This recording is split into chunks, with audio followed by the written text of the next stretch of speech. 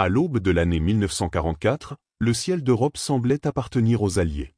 Les escadrons de bombardiers lourds, protégés par des chasseurs aguerris, s'enfonçaient quotidiennement dans l'espace aérien du Reich, appliquant avec une précision méthodique la doctrine de supériorité aérienne qui devait précipiter la fin du conflit.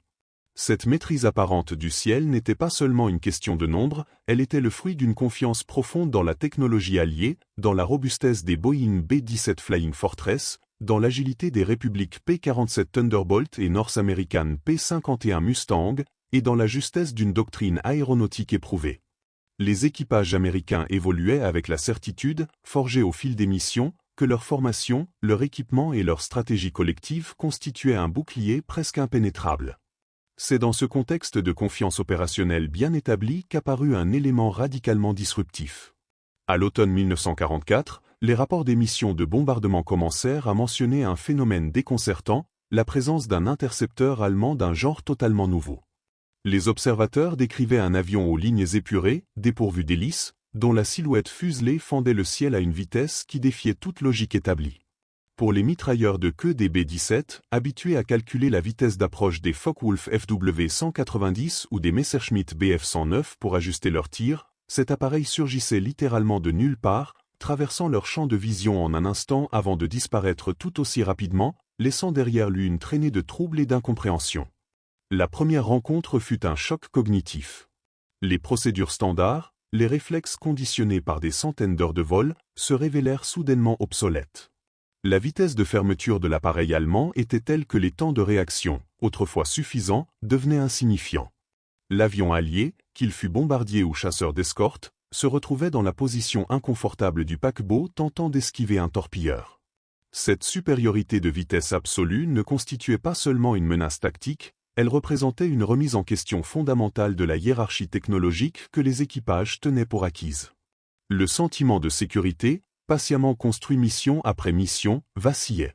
L'impact psychologique de ces premières apparitions fut profond. Au-delà de la menace immédiate, c'est l'inconnu qui pesait le plus lourdement sur les esprits. Les briefings techniques n'avaient rien prévu de tel. Les manuels de reconnaissance ne contenaient aucune silhouette correspondante. Face à cette innovation surgie du camp adverse, les premières réactions furent un mélange de stupeur et d'incrédulité.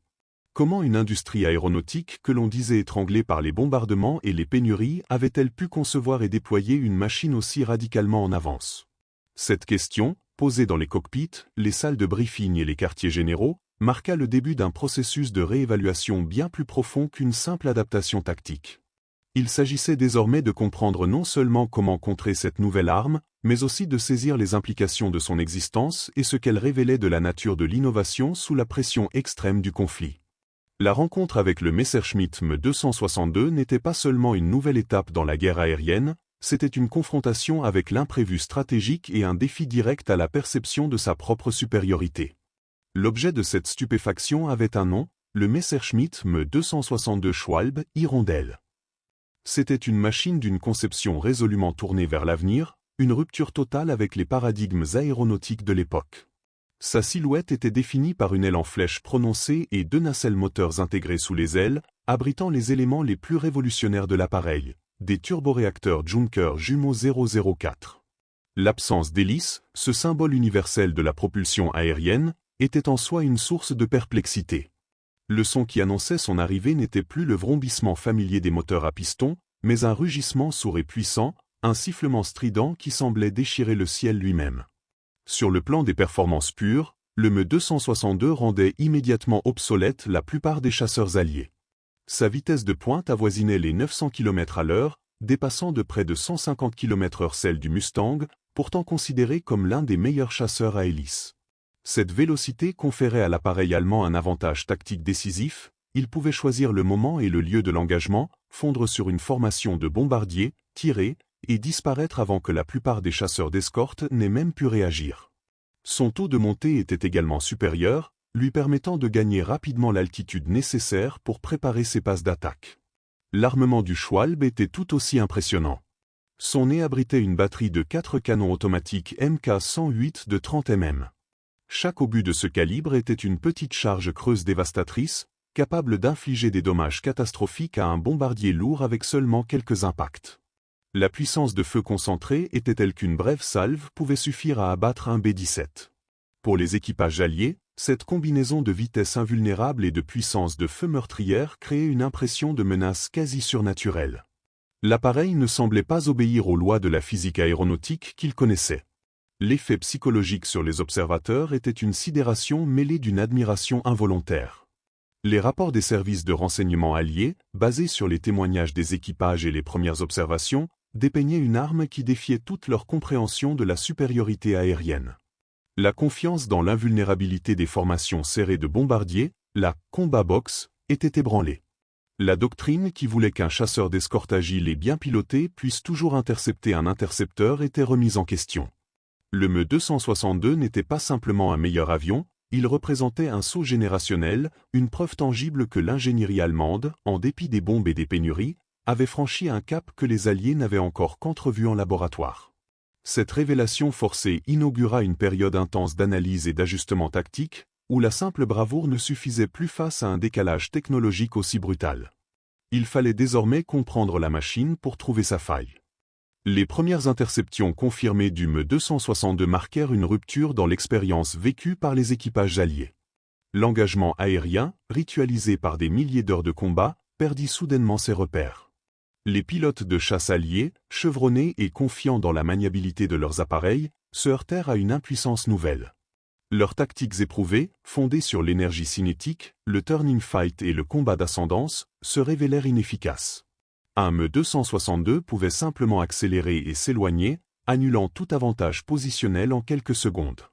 Pour les pilotes de P-51 Mustang, habitués à dominer le ciel allemand, cette impossibilité d'engager le combat à leur guise fut une frustration profonde et une atteinte à leur étau de chasseurs. L'état d'esprit au sein des groupes de bombardiers évolua encore plus radicalement. La « combat box », formation serrée conçue pour maximiser la couverture défensive des mitrailleurs, fut perçue non plus comme un rempart, mais comme une cible statique et concentrée pour les canons du Schwalbe. Le sentiment de vulnérabilité devint palpable. Les mitrailleurs, les yeux constamment rivés sur les horizons basse altitude d'où pouvait surgir la menace, faisaient état d'une anxiété nouvelle. Le temps d'identification et de réaction, autrefois calculé en secondes, se réduisait à une fenêtre infime, souvent déjà close au moment où le doux pressait la détente. Cette impression d'être dépassé, non par le nombre, mais par une avance technologique insondable, créa une tension psychologique subtile mais omniprésente. La réponse alliée ne fut pas immédiatement tactique, mais d'abord cognitive. Face à l'inconnu, le premier réflexe fut l'observation intensive et l'analyse.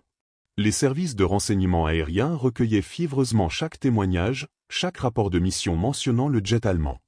Les moindres détails, son comportement en vol, son attitude lors de l'attaque, ses manœuvres d'évitement étaient disséqués. Cette phase d'étude minutieuse fut cruciale, elle permit de substituer peu à peu la peur de l'inconnu à une compréhension émergente, bien qu'imparfaite, de l'adversaire. On passa de la stupeur à l'évaluation. Ce n'est que sur cette base analytique que de nouvelles tactiques purent être formulées et enseignées. La vulnérabilité du Me-262 n'était pas en l'air, dans son élément de prédiction, mais au sol, lors de ses phases les plus délicates. Les renseignements corroborés par la résistance indiquaient que les jets étaient concentrés sur un nombre restreint de bases aériennes, soigneusement camouflées. La stratégie évolua alors radicalement, il fallait frapper l'ennemi au nid. Les escadrons de chasseurs-bombardiers P-47 Thunderbolt et P-51, équipés de bombes et de roquettes, se virent confier des missions d'attaque au sol dédiées, visant spécifiquement les aérodromes suspectés d'abriter les jets. Le chasseur allié retrouvait ainsi une forme d'initiative, non plus en affrontant le Me-262 dans son domaine de supériorité, mais en le devançant. Parallèlement, une autre tactique, tout aussi ingénieuse, fut développée, l'interception pendant les phases de décollage et d'atterrissage. L'observation avait révélé que le train d'atterrissage du Me-262 était rétractable et que ses moteurs à réaction, peu performants à basse vitesse, le rendaient extrêmement vulnérable lors de ses manœuvres. Des patrouilles de chasseurs alliés furent donc discrètement positionnées à proximité de ces aérodromes, attendant l'instant où le chasseur à réaction, ralenti et incapable de manœuvrer brutalement, devenait une cible presque conventionnelle. Cette approche nécessitait une patience et une discipline extraordinaires, un changement complet par rapport à l'agressivité frontale qui prévalait auparavant. Cette adaptation tactique s'accompagna d'une évolution psychologique significative. La peur initiale, née de l'ignorance, se mua en un respect calculé pour la machine, doublé d'une détermination accrue à neutraliser sa menace par l'intelligence plutôt que par la force brute. Les équipages comprirent qu'ils ne faisaient pas face à un adversaire invincible, mais à un système d'armes complexe possédant des points de rupture spécifiques. Cette période d'adaptation fut moins une bataille de destruction qu'une guerre d'usure et d'usurpation de l'initiative stratégique. Chaque mission de reconnaissance, chaque attaque réussie sur un aérodrome, contribuait à démystifier la menace et à restaurer un sentiment de contrôle, non plus fondé sur une supériorité absolue, mais sur une supériorité informationnelle et adaptative. Ce long processus d'observation et d'ajustement prépara le terrain pour la découverte des faiblesses intrinsèques de l'appareil, bien au-delà de ses simples vulnérabilités opérationnelles. Face à cette apparition technologique déroutante, l'esprit humain, militaire ou non, cherche d'abord à rationaliser l'irrationnel, à intégrer l'inattendu dans des cadres de référence préexistants. Pour les équipages et commandants alliés, la première réaction psychologique face au Me-262 fut ainsi une tentative de minimisation cognitive. Confrontés à un saut technologique qui remettait en cause leur supériorité supposée, ils eurent recours à une série d'hypothèses rassurantes, destinées à préserver l'intégrité de leur perception du conflit et de l'adversaire. L'une des explications immédiates avancées fut celle du coût prohibitif. La logique voulait qu'une machine si complexe et révolutionnaire ne puisse être produite qu'en quantité dérisoire, la réservant à une élite de pilotes. On spécula ainsi que ces jets représentaient un effort désespéré et ultime, un gaspillage de ressources rares dans une guerre déjà perdue pour l'Allemagne. Cette croyance permettait de cantonner la menace à un phénomène marginal, statistiquement négligeable face aux milliers de bombardiers et chasseurs déployés quotidiennement. C'était une manière de dire, ils en ont peut-être quelques-uns, mais nous avons des escadres. Une autre rationalisation répandue concernait la complexité de maintenance de ces nouveaux moteurs. Les turboréacteurs, technologie naissante et mystérieuse pour la plupart des mécaniciens alliés, étaient supposés extrêmement fragiles et exigeants. On imaginait des équipes au sol surspécialisées, des pièces de rechange introuvables, une disponibilité opérationnelle très faible. Cette vision transformait le Me-262 en arme de parade, impressionnante en vol mais passant la majeure partie de son temps immobilisé pour des maintenances complexes, incapable de soutenir un rythme opérationnel significatif.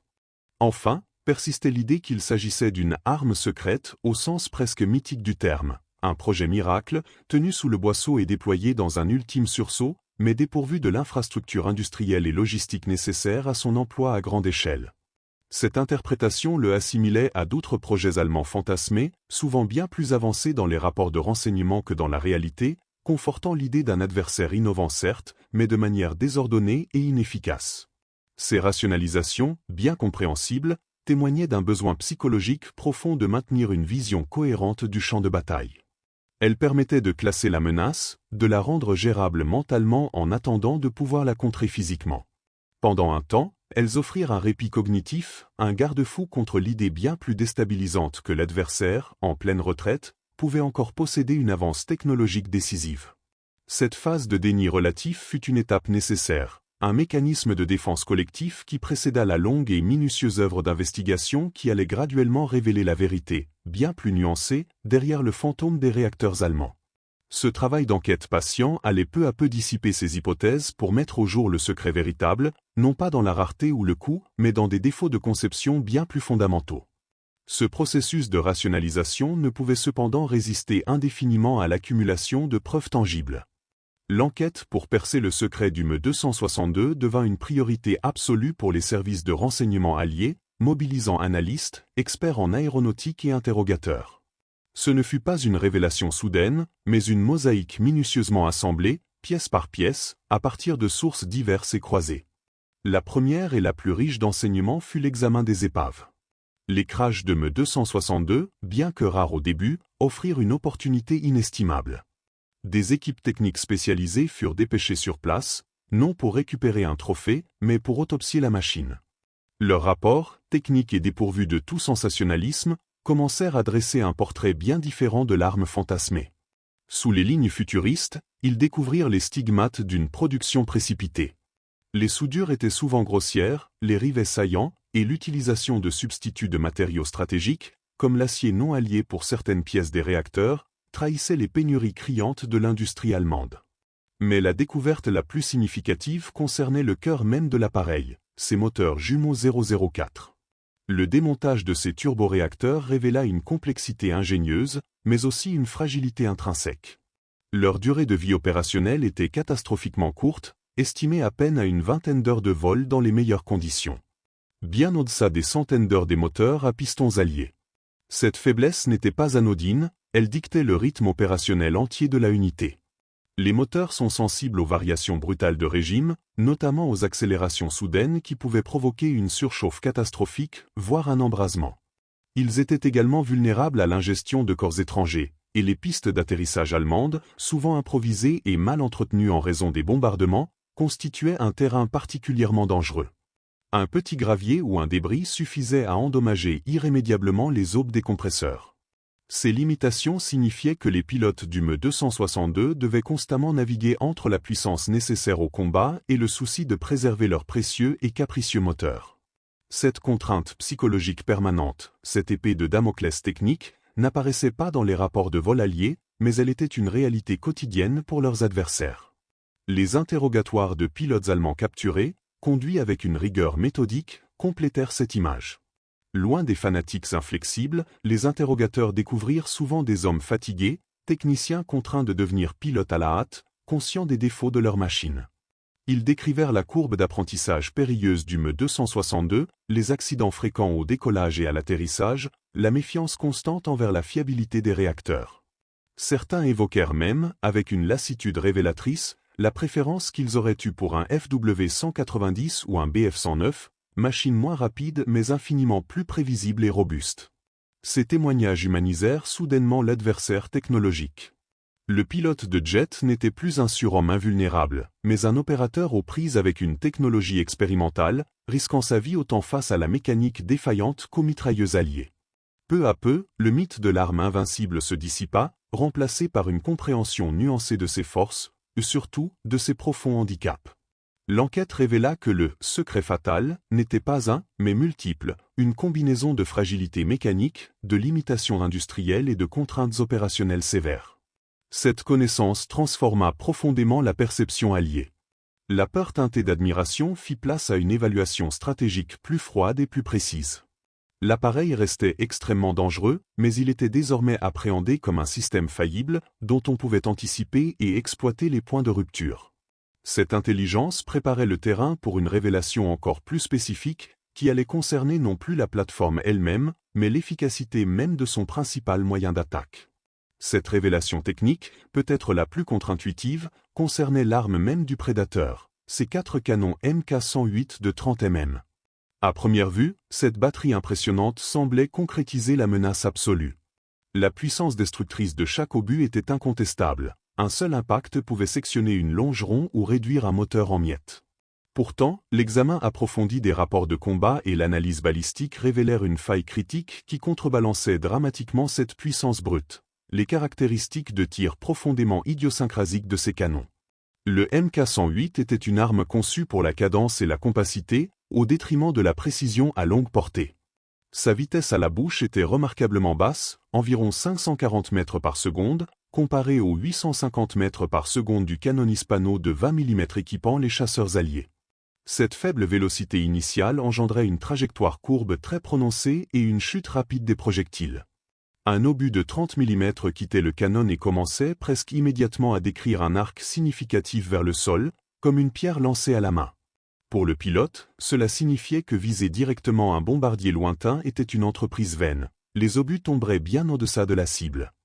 Il devait donc compenser cette chute en visant bien au-dessus, estimant mentalement la parabole balistique, un calcul extrêmement complexe sur une cible en mouvement, fuyante, et défendue par des mitrailleuses. Cette contrainte réduisait drastiquement la portée efficace du tir. Alors qu'un pilote de P-51 pouvait ouvrir le feu sur un chasseur allemand conventionnel à 400 ou 500 mètres avec une chance raisonnable de toucher, le pilote de Me-262 devait, pour être efficace, se rapprocher à une distance périlleuse de 150 à 200 mètres. À cette distance, la cible remplissait littéralement le viseur, mais le temps disponible pour ajuster le tir et s'extraire de la trajectoire était infinitésimal. Cette nécessité d'un rapprochement extrême annulait en partie l'avantage cardinal du jet, sa vitesse. Pour frapper, il devait ralentir virtuellement, se placer dans le champ de tir concentré des mitrailleurs de queue des bombardiers, et devenir vulnérables, ne serait-ce que pour 1 ou 2 secondes fatidiques. Les manuels de vol allemands et les comptes rendus de missions capturées détaillaient les tactiques développées pour contourner ce handicap. La plus courante était la passe d'attaque en piqué très raide, où le jet utilisait la gravité pour accroître momentanément sa vitesse et réduire l'effet de la chute des obus, ou la passe en léger tirant, où le pilote tirait un bref instant avant d'atteindre le point de collision présumé. Mais ces manœuvres exigeaient un timing parfait et une grande maîtrise, des qualités rares chez des pilotes souvent formés à la hâte. Beaucoup, submergés par la vitesse de l'engagement et la pression du combat, ouvraient le feu trop tôt, gaspillant leurs munitions en des salves spectaculaires mais inefficaces qui passaient sous la cible, ou trop tard, manquant leur unique opportunité. La découverte de cette limitation fut un moment charnière dans la transformation psychologique des analystes et des pilotes alliés. Elle acheva de démystifier le Me-262. L'appareil n'était plus une arme de précision surnaturelle, mais une machine aux capacités contradictoires, une vitesse transcendantale couplée à un système d'armes archaïque dans sa conception balistique, une puissance de feu dévastatrice conditionnée par une portée d'engagement risiblement courte. Le monstre technologique se révélait être un compromis, un assemblage de génie et de pragmatisme hasardeux. Le pilote allemand, perçu initialement comme un maître tout-puissant d'un nouveau domaine aérien, était maintenant compris comme un opérateur aux prises avec des dilemmes tactiques insolubles, devant constamment arbitrer entre l'exploitation de sa vitesse et les limitations criantes de son armement. Cette humanisation par la technique prépara l'esprit allié à comprendre la dernière pièce du puzzle, les erreurs stratégiques et industrielles qui avaient présidé à la naissance de cet avion. Cette compréhension des faiblesses intrinsèques de l'appareil conduisit naturellement les analystes alliés à s'interroger sur les conditions même de sa genèse et de son déploiement. L'enquête technique se doubla alors d'une analyse stratégique, révélant que les vulnérabilités du Me-262 n'étaient pas seulement le fruit de hasards techniques ou de pénuries, mais aussi la conséquence directe de décisions doctrinales et industrielles profondément dysfonctionnelles émanant du haut commandement allemand. La machine, pour innovante qu'elle fût, portait en elle les stigmates de l'environnement chaotique et irrationnel qu'il avait vu naître. La décision la plus lourde de conséquences fut incontestablement celle d'Adolf Hitler lui-même. Lors d'une démonstration du prototype en novembre 1943, impressionné par ses performances mais obsédé par la nécessité de porter des coups offensifs contre le territoire allié, le Führer ordonna que le Me-262 soit développé prioritairement non comme un chasseur-intercepteur, mais comme un chasseur-bombardier éclair, un blitzbombé, capable de frapper rapidement les têtes de pont et les concentrations de troupes alliées. Cette exigence, dictée par une vision tactique myope, eut un impact dévastateur sur le calendrier de déploiement. Elle imposa des mois de retard et des modifications de conception complexes, notamment le renforcement de la structure pour emporter des bombes et l'installation de systèmes de visée adaptés. Pendant ce temps précieux, les usines de montage et les chaînes de production durent être réorganisées, alors que chaque jour perdu permettait aux bombardiers alliés de poursuivre leur œuvre de destruction méthodique de l'infrastructure industrielle allemande. Ce détournement de la fonction première de l'appareil fut perçu par nombre d'officiers de la Luftwaffe, comme l'inspecteur général Adolf Galland, comme une erreur stratégique catastrophique, privant le Reich de son unique arme capable de contester sérieusement la supériorité aérienne alliée à un moment critique. Parallèlement, le projet même du Me-262 souffrait des contradictions inhérentes à l'effort de guerre allemand tardif. Tiraillé entre l'ambition de produire une arme de qualité révolutionnaire et la réalité d'une industrie exsangue, soumise à des bombardements constants et à des pénuries critiques de matériaux stratégiques et de main-d'œuvre qualifiée, le programme était condamné à des compromis fatalement dommageables. La précipitation dans la mise en production, orchestrée dans le cadre du programme Jagerno-Programme, programme d'urgence pour les chasseurs, de 1944, conduisit à une simplification et à une dégradation de la qualité des fabrications. L'utilisation de substituts pour les alliages légers, la précarité des contrôles qualité et la dispersion des sites d'assemblage dans des mines ou des forêts pour les soustraire au bombardement eurent un impact direct sur la fiabilité et la sécurité des avions produits. Le désespoir croissant de la situation engendra des projets encore plus radicaux et irréalistes, dont le plus emblématico fut le Heinkel et 162 Volksjager, chasseur du peuple. Conçu dans l'urgence la plus totale, cet avion à réaction devait être produit en masse par une main-d'œuvre non qualifiée, voire par des apprentis, et être piloté par des jeunes gens formés à la hâte, y compris par des membres des jeunesses hitlériennes. Ce projet, qui visait à submerger l'ennemi sous le nombre d'une machine rudimentaire et dangereuse, symbolisait l'abîme dans lequel était tombée la pensée aéronautique allemande. du chef-d'œuvre technologique qu'était le Me-262, on était passé à la notion de matériel jetable et de pilote sacrifiable. Le contraste entre l'ambition initiale et la réalité de cet effondrement industriel et moral ne fut pas perçu par les Alliés. Il acheva de peindre le tableau d'un adversaire techniquement brillant mais stratégiquement aveugle, capable de percées géniales mais incapable de les exploiter de manière cohérente et rationnelle, prisonnier d'un système à l'agonie qui sabotait lui-même ses atouts les plus prometteurs. Cette compréhension marqua une étape décisive dans la transformation de la perception de la menace. Cette accumulation de connaissances techniques, tactiques et stratégiques opéra une métamorphose complète dans l'esprit des personnages alliés ou pilotes, commandants, analystes. La stupeur initiale, teintée d'une admiration craintive pour une machine semblant défier les lois connues de la guerre aérienne, avait progressivement cédé la place à une appréciation beaucoup plus complexe et nuancée. Le monstre technologique était devenu un objet d'étude, puis une entité comprise, avec ses forces spectaculaires et ses faiblesses tout aussi criantes. Le sentiment de vulnérabilité absolue se mua en une vigilance calculée, fondée sur l'exploitation méthodique de faiblesses désormais identifiées. Le pilote de chasse allié, qui se sentait initialement dépassé et impuissant, retrouva une forme d'agency. Il savait désormais que sa survie ne dépendait plus d'un improbable duel tournoyant avec le jet, mais de la discipline à appliquer des tactiques spécifiques. Patrouiller près des aérodromes, guetter l'instant vulnérable de l'atterrissage, ou forcer l'adversaire à des manœuvres qui solliciteraient excessivement ses moteurs fragiles. La peur se transforma en un respect professionnel, presque technique, pour une plateforme audacieuse mais imparfaite. L'adversaire dans le cockpit du Me-262 fut également rehumanisé. Il n'était plus le surhomme froid d'une nouvelle race de guerriers aériens, mais un pilote comme les autres, aux prises avec une machine exigeante et peu fiable, souvent lancé dans le combat avec une formation accélérée et insuffisante, et conscient des limites de son propre équipement. Pour les analystes et les stratèges, la transformation fut tout aussi profonde. Le choc du Me-262 avait ébranlé leur certitude d'une supériorité technologique linéaire et incontestable. Ils réalisèrent que l'innovation pouvait surgir de situations de crise extrême, et qu'elle n'était pas le monopole d'une industrie dominante et bien nourrie. Cependant, ils tirèrent également la leçon que la supériorité aérienne ne se résumait pas à la possession de l'avion le plus rapide. Elle était un système complexe intégrant la production, la logistique, la formation, la doctrine d'emploi et la fiabilité. L'Allemagne avait peut-être produit l'avion le plus avancé, mais elle avait échoué à lui donner l'écosystème nécessaire pour qu'il soit décisif. Cette révélation était riche d'enseignements pour l'avenir de l'aviation militaire. Le passage de la stupeur à la compréhension fut donc un voyage psychologique et intellectuel collectif. Il illustra comment la confrontation avec l'inattendu, si elle est abordée avec rigueur analytique et sans panique, peut conduire non pas à un effondrement moral, mais à une adaptation et à une maturation stratégique. La menace ultime du Me-262 ne fut finalement pas sa capacité à abattre des bombardiers, mais sa puissance à forcer ses adversaires à repenser complètement leur approche du combat aérien, à évoluer dans leur perception de la technologie et de l'adversaire, et à accepter que la supériorité véritable réside dans la capacité à apprendre et à s'adapter plus vite que l'autre. Cette leçon, apprise dans le ciel d'Europe en 1944 à 1945, allait bien au-delà du cadre immédiat du conflit. Cette transformation psychologique complète s'opéra de manière aussi profonde que discrète.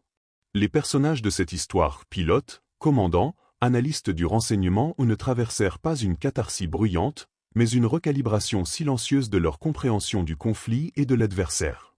Leur point de départ était un mélange de peur instinctive et de confusion cognitive face à un saut technologique qui semblait invalider leurs certitudes les plus ancrées. La supériorité aérienne, patiemment construite et considérée comme un acquis intangible, était soudainement remise en question par une silhouette furtive et un rugissement nouveau. Cette première confrontation avec le Me-262 était moins une défaite tactique qu'un ébranlement doctrinal, elle fissurait le narratif de la progression technologique linéaire et irréversible des Alliés. La phase d'investigation et d'analyse, méthodique et obstinée, fut le creuset de ce changement. Ce ne fut pas par la destruction massive de l'adversaire, mais par l'accumulation patiente de données, d'observations et de témoignages que le mythe se déconstruisit. Chaque épave examinée, chaque moteur jumeau 004 autopsié, chaque interrogatoire de pilote capturé contribua à remplacer l'image fantasmée de l'arme surhumaine par celle, bien plus tangible, d'une machine révolutionnaire mais précipitée. Les équipages comprirent que la vulnérabilité qu'ils ressentaient initialement était en miroir de celle de leur adversaire. Si eux redoutaient la vitesse foudroyante du jet, les pilotes allemands devaient, quant à eux, composer en permanence avec la fragilité chronique de leur moteur, la balistique déficiente de leurs canons et la précarité de leur formation.